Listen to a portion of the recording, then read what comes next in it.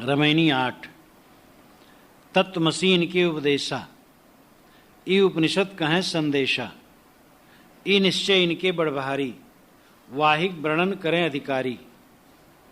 परम तत्व का निज परमाना, सनकादिक नारद शुक माना। याग बलक और जनक संवादा, दत्तात्रेय ओहि रस्वादा। वही बात राम वशिष्ठ मिल गाई, वही बात कृष्ण उद्धव समझाई। वही बात जो जनक दृढ़ाई, देह धरे विदेह कहाई। कुल मर्यादा खोई के, जीवत मुआ न होए। देखत जो ना देखिया, अदृष्ट कहावे सोए। तत्वमसी इनके उपदेशा। तत्वमसी ये पुराना वाक्य है शास्त्रों का।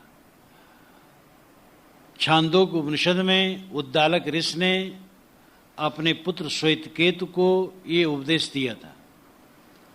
उद्दालक ऋषि का लड़का श्वेतकेतु था जो 12 वर्ष का था, और वो पढ़ता गुनता नहीं था, मस्त होके घूमता था, खाता था, पीता था, अल्हड़। तो उन्होंने एक दिन कहा, बेटा हमारे घर में कोई ब्राह्मण बंधु नहीं रहा। ब्राह्मण बंधु का मतलब है व्यंग, ब्राह्मण का भाई है, ब्राह्मण नहीं। तो ब्राह्मण बंधु हमारे घर में कोई नहीं रहा, और तुम जा करके कहीं गुरु से पढ़ो। उद्दालक स्वयं परम ऋषि थे, लेकिन अपना लड़का, उसको श्रद्धा ही नहीं तो कैसे पढ़ाएं, तो भेज दिए। तो एक ऋषि के पास गया, और अपनी 25 वर्ष की उम्र तक पढ़ा। पढ़ करके महाअहंकारी बन करके आया, एकदम अकड़ते हुए, और पिताजी के सामने प्रस्तुत हुआ। तो पिताजी ने कहा, अरे ये तो पढ़ा भी तो महाअहंकारी हो गया। तो कहा, बेटा क्या तूने उस तत्व को जाना है जिसको जान लेने पर सब जाना हुआ हो जाता है? जैसे एक नहरनी को जान लेने पर लोहा से बने हुए सारे पदार्थों का ज्ञान हो जाता है, जैसे एक मिट्टी का घड़ा जान लिया गया तो मिट्टी से बनी हुई सारी चीजों का बोध हो जाता है। क्या इसी प्रकार तो उस तत्व को जान गया है जिसके जान लेने पर सब जाना हुआ हो जाए? कहे, भगवान तुम्हें नहीं जाना। कहे, तब फिर तुम क्या जाने? कहे, भगवान तो आप ही बताइए। फिर वो उपदेश करने लगते हैं। और छांदोग्य उपनिषद में विस्तार पूर्वक इसका वर्णन आता है। तत्वमसि, तत्वमसि इनके उपदेशा, ई उपनिषद कहें संदेशा। सदगुरु कबीर कहते हैं, इनके नाम वेदांतियों के। तत्वमस का उपदेश, तत्वम असि 3 पद है। पद न कहना चाहिए, 3 खंड है। पद और क्रिया, 2 पद है, एक क्रिया है। तत् और तुम पद है, और अस क्रिया है। अस नाम है। सब भाषा की क्रिया अलग अलग ढंग से होती है, और क्रिया ही भाषा का निर्माण करती है। तत्वमस, तत् और तुम ये दोनों पद है, और अस क्रिया है। कहना चाहिए 3 खंड इसमें। तत् तुम अस, तत् नाम वह, तुम नाम तू, अस नाम है, वह तू है। तत्वमस का ही अर्थ होता है वह तू है, जिसको तू खोज रहा है वह तू ही है। उद्दालक ने इसको बारंबार समझाया है कि वह तू ही है। सा आत्मा तत्वमस श्वेतकेतो इति, वह आत्मा तू ही है, वह ब्रह्म तू ही है। और निश्चित है ये अध्यात्म ज्ञान का सार है। जो अध्यात्म ज्ञान है उसका सार है तत्वमस, वह तू है। जिसको तू खोज रहा है वो तू ही है। ये परम ज्ञान है। और इसी को सनत कुमार ने नारद को समझाया है। ये भी छांदोग्य उपनिषद में ही है। यो वही भूमा तत्सुखम नाल्पे सुखमस्ति। भूमा में सुख है, अल्प में सुख नहीं है। और आत्मा ही भूमा है। भूमा नाम महान श्रेष्ठ, जैसे जमीन है भूमि, तो सबकी उत्पत्ति धरती, सब जीवन प्रतिपाल। उत्पत्ति का स्थान, सभी की उत्पत्ति का स्थान धरती, और सबका प्रतिपालक भी धरती। तैसे यह जीव, यह आत्मा ही सारे ज्ञान विज्ञान का विकासक है। आत्मा को, जीव को हटा देने पर ज्ञान विज्ञान का स्रोत समाप्त है।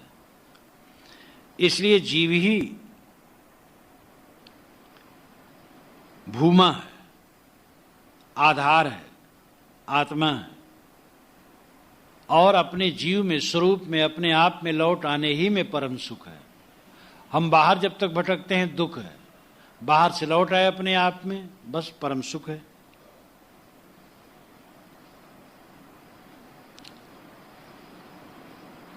तो इस प्रकार आत्मज्ञान का ये निचोड़ है, तत्वमस, वह तू है। लेकिन साहब इस पर व्यंग करते हैं कि इनके उपदेश से, मेरे उपदेश से नहीं।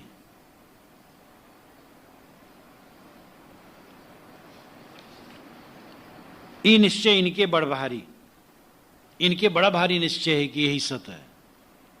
वाहिक वर्णन करें अधिकारी, अधिकारी पात्र देख करके इसी का वर्णन करते हैं, क्योंकि ये उपनिषद का है संदेशा। तत्वमस्य का संदेश उपनिषदें कहती हैं, इसलिए इनको भारी निश्चय है कि तत्वमस ठीक है। वस्तुतः तत्वमस मात्र ठीक है, वह तू है ठीक है, लेकिन इसकी परिभाषा जो आगे करते हैं वो गड़बड़ा जाती है। और उसमें ये कहते हैं कि सब कुछ तू ही है। विश्व में एकात्मकम पश्यन, कृष्ण जी ने उद्धव से कहा श्रीमद् भागवत में, ये 11वें स्कंद में 28वें अध्याय के प्रथम श्लोक में है। विश्व में एकात्मकम पश्य, सारे विश्व को एक देखो, सारा अखिल ब्रह्मांड तुम ही हो। तुम ही चांद हो, तुम ही सूरज हो, तुम ही अनंत विश्व ब्रह्मांड हो, तुमसे अलग कुछ क्या है। योग वाशिष्ठ में बारंबार कहा गया, मैं देह नहीं हूं, देह जड़ है, मैं शुद्ध चैतन्य आत्मा हूं। फिर कहा गया ये देह मुझसे अलग क्या वस्तु है, ये सब मैं ही हूं, ये सब मेरा ही स्वरूप है, ये सारा संसार मेरा स्वरूप है। तेरे में जगत यह, तू है जगत माय, तेरे में जगत में भिन्नता कहाँ रही। भूमि ही ते भाजन अनेक विध नाम रूप, अंत में विचार देख वह एक है मही। जल के तरंग फेन बुदबुदा अनेक भांति, अंत में विचार देख वह जल है सही। जेते महापुरुष सबको सिद्धांत एक, सुंदर अखिल ब्रह्म अंत वेदियों के। ये सुंदरदास जी कहते हैं, तेरे में जगत में भिन्नता कहाँ है। मिट्टी और घड़े में, पानी और तरंग में कहाँ भिन्नता है। ये जगत तेरी तरंग है, सारा संसार तू है। सर्वम खलविदम ब्रह्म, सारा विश्व ब्रह्म है। दूसरे तरफ कहते नेह नानास्ति किंचन, ना इह नाना अस्ति किंचिन, ये इसका पदच्छेद है। नेह नानास्ति किंचन, ना इह नाना अस्ति किंचिन, ये जो नाना है कुछ नहीं है। एक तरफ कहते कुछ नहीं, एक तरफ कहते सर्वम खलविदम ब्रह्म, सब तू ही है। तो ये उलझी हुई बातें हैं। अहमेवेदम सर्वम, अहम एव इदम सर्वम, यह सब मैं ही हूं, ये सारा विश्व ब्रह्मांड मैं ही हूं। इस प्रकार उलट करके बताया जाता है। मैं सबका साक्षी हूं, सबसे भिन्न हूं, ऐसा कहा जाता है। फिर कहा जाता है अहम एव इदम सर्वम, ये सब मैं ही हूं। इस प्रकार गोलमाल हो जाता है। कोई रस्सी बटे दाहिनी, दो हाथ, फिर दो हाथ बाईं बटे, फिर दाहिनी बटे, फिर बाईं बटे, तो ऐंठोगे वो जाबा हो जाएगा। अंग्रेज गवर्नमेंट के ज़माने में जब बेगारी ली जाती थी तो एक व्यक्ति ने बताया था कि हमारे जमींदार ने कहा पिटुआ दिया और कहा ले जाओ रस्सी बटो। वर्षा समय था, कहा जब जब अवसर पाते रहो रस्सी बटो। एक खाट बीनने भर का रस्सी तुम्हें बटना है, बट के देना है मुझे। पिटुआ दे दिया। तो कहता था मैं कुछ दहनी भरता था उसमें, कुछ बाई भरता था। तो भर करके जब उनको दिया और ऐठने लगे तो गोल हो गया। तो बहुत गाली दिए और उन्होंने कहा अब उसको कभी नहीं देना है ऐसा काम। तो उसने कहा मैं यही चाहता था कि मुझे न दे। भारत आजाद होने पर था, उसको साहस हो गया था, नहीं तो इतने पर तो चमड़ी उधेड़ दी जाती। भारत आजाद हुआ तब से बेगारी बंद हो गई। तो दिन भर चावल और भूसी अलग अलग किया जाए और शाम को मिला दिया जाए, तो क्या मतलब है? तत्वमस विचार करने वाले यही करते हैं। वह तू है, प्रकृति से भिन्न तो शुद्ध आत्मा है, और फिर अंत में कह देते तू ही सब कुछ है। सारा गुण गोबर कर देते हैं। परम तत्व का निज परमाना, सनकादिक नारद शुक माना। परम तत्व, श्रेष्ठ तत्व, सर्वोच्च तत्व, सर्वोच्च सत्यता, ब्रह्म, यह निस्वरूप है। ब्रह्म कहना कोई बुरा नहीं। ब्रह्म नाम श्रेष्ठ, ब्रह्मात्मा है, जीव है। जीवो ब्रह्मयु ना परा है, वेदांत भी कहता है जीव ब्रह्म ही है, दूसरा नहीं। लेकिन इस परम तत्व का जो प्रमाण माना, वो तत्वमस कह करके फिर जड़ चेतन एक मान लिया। सनकादिक नारद शुक माना। सनकादिक से अभिप्राय है सनक, सनंदन, सनातन, सनत कुमार। चार भाइयों को सनकादिक कह करके व्यक्त किया जाता है। नारद और शुक, शुकदेव मुनि, इन सब ने यही माना कि मैं ब्रह्म हूं और ये सारा जगत मेरा स्वरूप है। याग बलक और जनक संवादा, दत्तात्रेय वही रस्वादा। याग बलक और जनक का इसमें संवाद हुआ है। ये बृहदारण्यक उपनिषद में आता है। याग बलक ने जनक को आत्मा का बोध दिया। दत्तात्रेय वो ही रस्वादा। दत्तात्रेय जी श्रीमद् भागवत में जहां अपने 24 गुरुओं का वर्णन किया है या उनके गुरुओं का वर्णन किया गया है, वहां पर इनके ब्रह्म ज्ञान का भी वर्णन है। वही बात राम वशिष्ठ में लगाई। योग वाशिष्ठ नाम का एक ग्रंथ है जिसमें 32,000 श्लोक हैं, बहुत बृहद ग्रंथ है, और ये माना जाता है 8वीं 9वीं शताब्दी में बना। लेकिन सारे ग्रंथों को, संस्कृत के ग्रंथों को व्यास वशिष्ठ पुराने नाम दे करके प्राचीनता सिद्ध करने की चेष्टा की जाती है। उसमें श्री राम के मन में वैराग उत्पन्न कराया गया। 16 वर्ष की उम्र उनको वैराग हुआ और उनका शरीर पीला पड़ गया था। एकांत बैठे बैठे सोचते रहते थे। कोई पुरोहित और राजा उनके सामने जाता था तो धिक्कारते थे, ये त्रिशम फंसा हुआ है, और सूखते चले जा रहे थे, पीले होते चले जा रहे थे। तब दशरथ को संदेश मिला। दशरथ आए, कहे बेटा क्या हुआ? ये भी लोगों को कल्पना होने लगी, शादी कर दी जाए, बच्चा जवान हो गया है, कहीं स्त्री के लिए तो नहीं कल्पना कर रहा है। तो बेटा क्या मामला है, क्यों इतना दुखी हो? तब राम का प्रवचन है वैराग का। दशरथ ने कहा बहुत बढ़िया, तो केवल वैराग से काम नहीं बनता, बोध की भी जरूरत है। और सदगुरु वशिष्ठ बैठे हैं, उनके पास जाओ, बोध प्राप्त करो। तब वशिष्ठ आते हैं और वे आत्मज्ञान देते हैं, पुरुषार्थ पर जोर देते हैं। वैराग प्रकरण तो श्री राम का प्रवचन है, छोटा प्रकरण, बहुत बढ़िया है। और वशिष्ठ का पुरुषार्थ प्रयत्न प्रकरण उसके पीछे प्रवचन चलता, फिर पूरे ग्रंथ में चलता है उन्हीं का।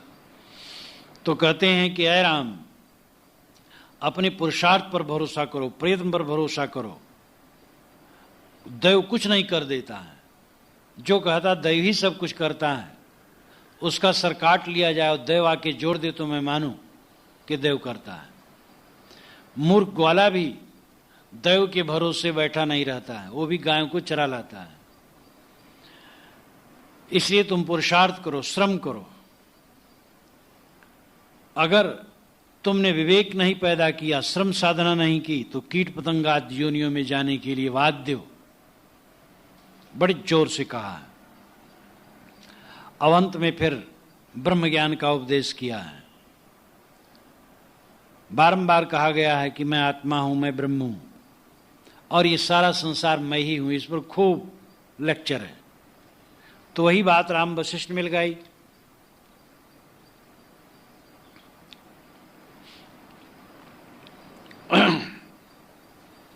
योग वासिष्ठ में उसी अद्वैतवाद की बात, जड़ चेतन अभिन्न बात की बात राम और वशिष्ठ मिलकर के भी गाए। वही बात कृष्ण उद्धव समझाई। श्रीमद् भागवत में श्री कृष्ण ने उद्धव को जो बात समझाई, इसी पर चर्चा है। एक ब्रह्म है, वह मैं हूं। ये जगत सब कुछ मैं ही हूं। आगे चल करके तो ये भी कहा गया कि जगत है ही नहीं। स्वामी शंकराचार्य ने तो यही रखा। आगे चल करके स्वामी शंकराचार्य इसके मुख्य हो गए।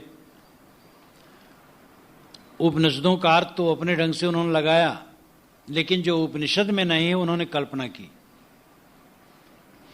बौद्धों में जो माध्यमिक मार्ग है शून्यवाद का, वह शून्यवाद नागार्जुन का है। और नागार्जुन के शास्त्र का प्रभाव गौड़पाद पर पड़ा। गौड़पाद वेदांती थे। गौड़पाद ने मांडूक पर कारिका लिखी। कारिका उन श्लोकों को कहते हैं जो व्याख्या स्वरूप हो। किसी सिद्धांत की व्याख्या श्लोकबद्ध करके की जाए तो उसको कारिका कहते हैं। तो उन्होंने 200 से अधिक कारिकाएं लिखी, 215 या 16 हैं। और उसमें नागार्जुन का शून्यवाद मिलाकर वेदांत का आत्मा मिलाया गया है और अलातवाद अजातवाद सिद्धांत रखा गया है। अलात का मतलब है जैसे लुआठी जलती हुई लकड़ी हो और जोर से घुमाया जाए तो एक आग का गोला दिखाई देगा, लेकिन आग का गोला नहीं है, लकड़ी घूमने से गोला लगता है। इसी प्रकार ये जगत जो दिखाई देता है जगत नहीं है। हमारा चित्त घूमता इसलिए जगत लगता है, जगत है ही नहीं। अजातवाद, जात का मतलब पैदा होना, यानी जगत पैदा ही नहीं हुआ क्योंकि जगत है ही नहीं है। तीनों काल में जगत नहीं है। ये शून्यवादी बौद्धों ने जो माध्यमिक मार्ग है, 4 मार्गों में, बौद्धों में 4 मार्ग है, उन चारों में ये माध्यमिक मार्ग शून्यवाद है, अंतिम। एक बात मानता है कि बाह्यार्थ जगत सच है, ये जो बाहर दिखाई देता सच है। दूसरा बौद्ध मार्ग मानता है कि बाहर का जो दिखाई देता अनुमेय है, हम सोचते हैं जब देखते हैं तब दिखाई देता है, इसलिए वो अनुमेय मात्र है। तीसरा कहता है कि नहीं, बस मन ही जगत है। चौथा कहता है ये नहीं। तो नागार्जुन का शून्यवाद, ये बौद्धों का शून्यवाद, इसका प्रभाव गौड़पाद पर पड़ा और गौड़पाद के मांडूक कारिका का प्रभाव शंकराचार्य पर पड़ा। तो शंकराचार्य ने कारिका का भाष्य करके और मांडूक का भाष्य करके अपना सिद्धांत रखा। इसलिए मांडूक कारिका ही शंकराचार्य का आधार ग्रंथ है। ये मैंने उपनिषद सौरभ में मांडूक उपनिषद के प्रस्तावना में लिखा है। तो इस प्रकार शून्यवाद चलाया और शंकराचार्य में भी शून्यवाद आया। ये माया कहने लगे जगत माया मात्र है। तो वैष्णव ने मायावादम अवैदिकम कहा है, मायावादी अवैदिक शंकराचार्य इत्यादि। वही बात जो जनक दृढ़ाई देह धरे विदेह कहाई। जनक को याज्ञवल्क्य ने ज्ञान दृढ़ाया या अष्टावक्र ने दृढ़ाया, तो ब्रह्म ज्ञान का इतना प्रभाव पड़ा कि देह धरे धरे भी वो विदेह कहलाए। कुल मर्यादा खोय के जीवत मुआ न होए, देखत जो ना देखिया अदृष्ट कहावे सोए। साहब कहते कुल की मर्यादा खो देने से कोई जीते जी मुआ नहीं हो सकता है। मतलब जो ये समझ ले कि शारीरिक नाम रूप कुल मर्यादा ये शारीरिक है, भौतिक है, मैं आत्मा शुद्ध ब्रह्म हूं, तो क्या ऐसा जान लेने से वो जीते जीते मुर्दा हो जाएगा? दुनिया का आभास नहीं रहेगा। देखत जो ना देखिए अदृष्ट कहावे सोए। जो देखते हुए भी ना देखे वो अदृष्ट है, नेत्रहीन है। जो वास्तविकता पर पर्दा डाले नेत्रहीन है। इसलिए ज्ञान का अतिरेक नहीं होना चाहिए। झूठा आदर्श से कोई फायदा नहीं है, वास्तविकता का बोध होना चाहिए। साहब ये रमैनी कह करके ये बताना चाहते हैं कि तत्वम सब तो ठीक है, वह तू है। जिसको मैं खोज रहा हूं वो मैं स्वयं हूं, लेकिन मैं सारा विश्व ब्रह्मांड हूं, ये गलत बात है। सारा विश्व ब्रह्मांड तो जड़ है, मैं जड़ का साक्षी हूं, जड़ से भिन्न हूं, शुद्ध चैतन्य हूं। इसीलिए साहब कहते इनके उपदेश आई, इनके उपदेश से मेरा उपदेश नहीं है। ई निश्चय इनके बड़ भारी, ये व्यंग, और व्यंग का सारा जोर बड़ भारी पर पड़ता है। ई निश्चय इनके बड़ भारी, बड़ा भारी निश्चय है कि सारा संसार मैं ही हूं। यहां पर प्रयाग कुंभ मेले में एक बार एक हमारे पारखी संत जा रहे थे, उधर से एक सन्यासी आ रहे थे, दंड प्रणाम हुआ। कहे स्वामी जी आप कहाँ रहते हैं? तो खड़े हो गए। कहाँ रहते हैं? ये पूछो, मैं कहाँ नहीं रहता हूं, मैं सर्वत्र हूं। अब जो कहते हैं मैं सर्वत्र हूं, वे अपने शिष्यों को चिट्ठी लिखते हैं समाचार जानने के लिए। पीठ के पीछे क्या है नहीं जानते हैं। उनके ओंठ के ऊपर जो मूछ के बाल हैं उसको नहीं जानते कितने हैं, और सर्वत्र हैं, सब कुछ सर्वज्ञ है। तो केवल शब्द, ओंठ का ज्ञान, खाली जबान का ज्ञान, ये किस काम का? ज्ञान वह है जो निर्भ्रांत हो, सच हो। ब्रह्मज्ञानियों ने 7 भूमिकाओं को माना है। कल्याण की 7 भूमिकाएं हैं। योग वासिष्ठ के उत्पत्ति प्रकरण के 118वें सर्ग में इसका वर्णन है। शुभेच्छा, विचारणा, तनुमानसा, सत्वापत्ति, असंशक्ति, पदार्थ भावना और तुर्यगा, ये 7 अवस्थाएं हैं कल्याण की। क्रमिक विकास है। शुभेच्छा प्रथम अवस्था है। मोक्ष के इच्छा पूर्वक शास्त्र और गुरु की वाणियों का पठन मनन करना। मोक्ष की इच्छा हुई, गुरु के शरण में गए, शास्त्र इत्यादि का पठन मनन करते हैं, ये शुभेच्छा अवस्था में पहुंच गए। दूसरी अवस्था विचारणा, सदाचार में प्रवृत्त होना। तीसरी अवस्था है तनुमानसा, अनासक्त रहना, निधिध्यासन करना, गहराई से आत्मचिंतन करना, ये तनुमानसा है। चौथी सत्वापत्ति है, आत्माकार वृत्ति रखना सत्वापत्ति है। 5वीं असंशक्ति है, समाधि में आरूढ़ होना, असंशक्ति अवस्था है। उसके पश्चात पदार्था भावना है, 6ठी। कहते इस अवस्था में जब साधक जाता है तो गाढ़ी सुषुप्ति के समान उसकी स्थिति रहती है। अब गाढ़ी सुषुप्ति वाले को भी कोई जगाता है तो जग जाता है। इसलिए पदार्था भावना में वो गाड़ी सुषुप्त के समान रहता है, लेकिन कोई हिलाए डुलाए तो जग जाता है। सातवीं भूमिका तुर्यगा है, उसमें पहुंच करके जगाने पर भी नहीं जगता है, एकदम बेभान हो जाता है और जड़मूड़ अवस्था हो जाती है और उसको कुछ खबर संसार का नहीं रहता है। ये योग वाशिष्ठ में 7 भूमिकाएं मानी गई। पहले की जो 5 है वो विवेक पूर्वक है। गुरु की शरण में जा करके सदग्रंथों का अध्ययन करना, पठन पाठन करना, शुभेच्छा, ठीक है। विचारणा, सदाचार में प्रवृत्त होना, तन्मानसा अनासक्त रहना, निधिध्यासन करना, ठीक है। सत्वापत्ति, आत्माकार वृत्ति। आत्माकार वृत्ति का मतलब है मैं अविनाशी शुद्ध चैतन्य हूं, इस भावाकार वृत्ति में स्थिर होना। और 5वीं असंशक्ति अवस्था, समाधि में आरूढ़ होना, संकल्पों को शून्य करके स्थित होना। ये सब विवेक पूर्वक है। आगे चल करके इनकी जो पदार्था भावना है, वहां पहुंच करके गाढ़ी नींद हो जाती है, एकदम प्रगाढ़ निद्रा हर समय रहती है। कोई जगाए तो जग जाता है बस। ये अतिशयोक्ति है। और महाअतिशयोक्ति है तुर्यगा। वहां पहुंच करके कुछ पता ही नहीं रहता और जगाने पर भी नहीं जग पाता है।